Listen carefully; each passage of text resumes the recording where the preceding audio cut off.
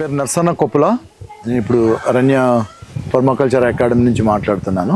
Permaculture ఈరోజు చాలా దేశవ్యాప్తంగా ప్రపంచవ్యాప్తంగా ఉద్యమంగా నడుస్తుంది. ఇది ఒక పద్ధతి కాదు, ఇది ఒక జీవిత విధానం. పర్మాకల్చర్ అనేది జీవిత విధానం. దీన్ని మనం ఒక వే ఆఫ్ లైఫ్ చేసుకోవాలి. ఒక పద్ధతి, ఒక కాన్సెప్ట్, ఒక మెథడో కాదు ఇది.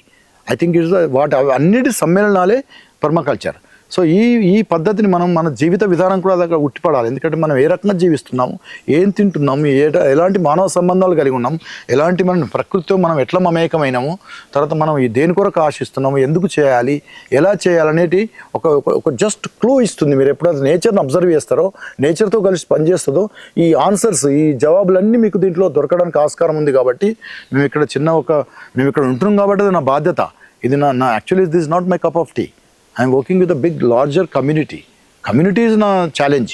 But since I am staying here, నేను ఇక్కడ ఉంటున్నా కాబట్టి నేను ఉన్న పరిసరాలని నేను చూసుకోకపోతే ఇంకెవరు చూస్తారు?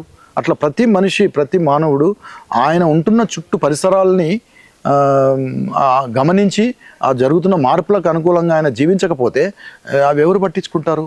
సో ఫస్ట్ వెరీ ఇంపార్టెంట్, ఇమ్మీడియట్గా మీరు చేయాల్సిందంటే మీరు ఉంటున్న ఇంటి చుట్టూ కావచ్చు, మీరు ఉంటున్న పరిసరాల ప్రాంతాలు కావచ్చు, ఆ పరిసరాల మీద మనం ఎలాంటి అవగాహన ఉంది, మనం ఎంతవరకు వీటిని మనం శుభ్రంగా ఉంచుతున్నాము, వీటి గురించి ఎట్లా ఆలోచిస్తున్నాము, వాటి గురించి మనం ఏ రకంగా వీటి నీడ్స్ని మనం ఎట్లా మీట్ కాగలుగుతున్నాము, వాటి నుంచి మనం ఏం ఎక్స్పెక్ట్ చేస్తున్నాము. అంటే మీరు వాటి అవసరాలు ఆలోచించకుండా మీ అవసరాలు ఆలోచించడం అనేది ఇది సరైన ఈక్వేషన్ కాదు.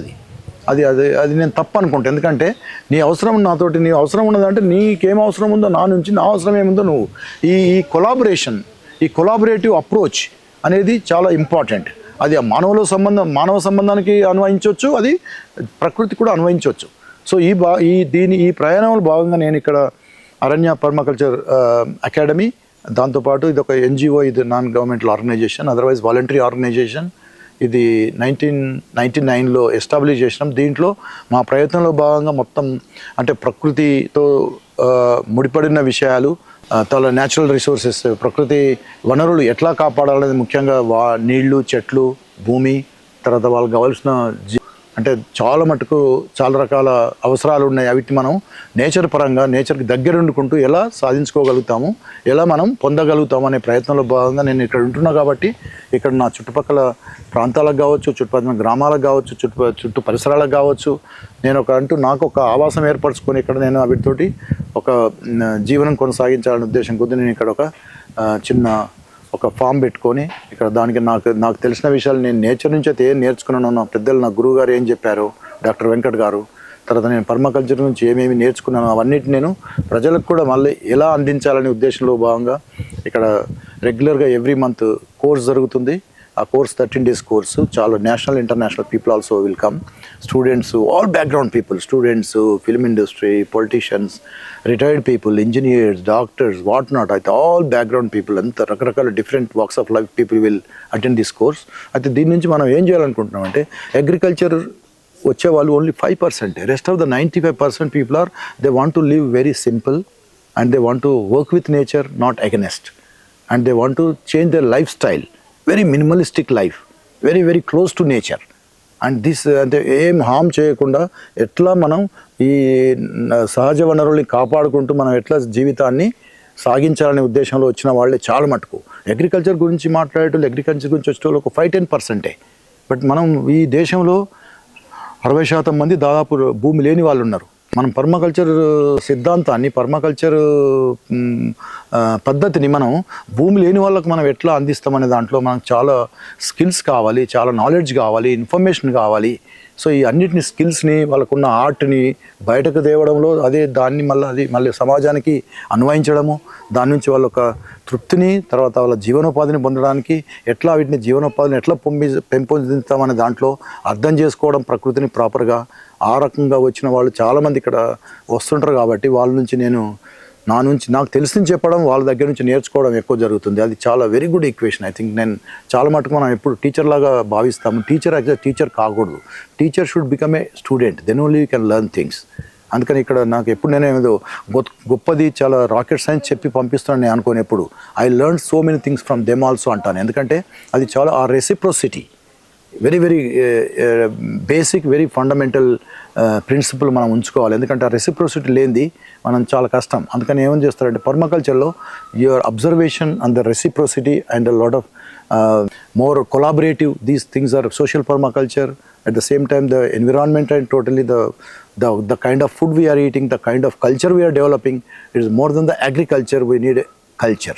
The culture-based agriculture, culture-based systems we wanted. That is how just we evolved some of the systems on the Aranya farm.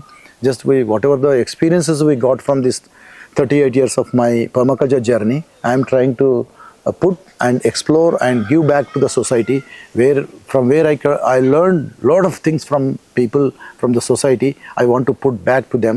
I think let us look for the new generation, the future generation. They are ready to look for this kind of things. I think that is our basic very responsibility, has to hand over this globe, this planet Earth, green globe, and this kind of culture, this kind of systems. I think we have to save manner, we have to hand over to them. I think that should happen. Otherwise మనం ఇప్పటివరకు మనం ఏం తెలుసో మనం చేస్తున్నాము, కానీ భావితరాల గురించి ఆలోచించినప్పుడు ఒక్కొక్కసారి భయంకరమైన పిక్చర్స్ మనకు కనబడుతుంటాయి.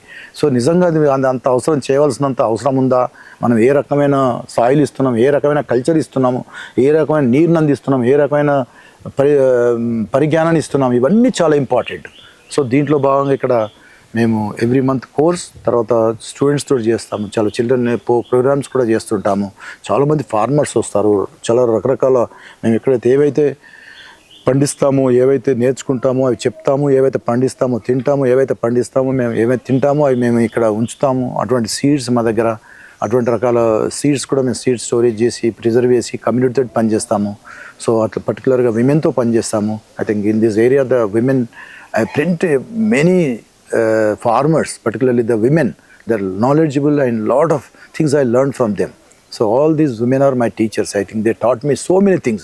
సో అది నేను అంత జ్ఞానాన్ని నేను వాళ్ళ దగ్గర తీసుకుంటున్నప్పుడు నేను ఎందుకు మళ్ళీ తిరిగి వాళ్ళకి ఎందుకు ఇవ్వకూడదు అనేది నా బేసిక్ క్వశ్చన్. సో అందుకని నేను ఈ ప్రయాణంలో చాలా నేను ఏం ఛాలెంజెస్ అంటారు. I think I never took at the challenge, I took at the opportunity. I think every time when you talk a challenge, challenges should not be there. You take it as an advantage. Even though it's a disadvantage, you have to feel as advantage. And if it's a challenge, you take it as a opportunity. Opportunity అనుకోకపోతే మనం ఇక్కడే challenge ఉందని చెప్పి ఆపేస్తే ప్రయాణం కొనసాగదు. అందుకని మనం దీంట్లో permaculture very very basic. I think the ethics are very very important. The basic ethical is very foundation for every activity, that you have to do certain things where you can ethically living, and ethically you have to should be example for the people, those who are looking these kind of systems. I think the permaculture is a ethical based approaches, value system and morals and the respect all together. I think it's not just agriculture. Agriculture is a just meager chinna component in the system. I think, but agriculture also important, but I am not much focused because agriculture is anyway happening. I am growing my own food. At the same time, you can do the things very differently. What people are thinking agriculture is everything. I think no, agriculture also everything, but the culture also very very important, very thing, a matter for everyone also.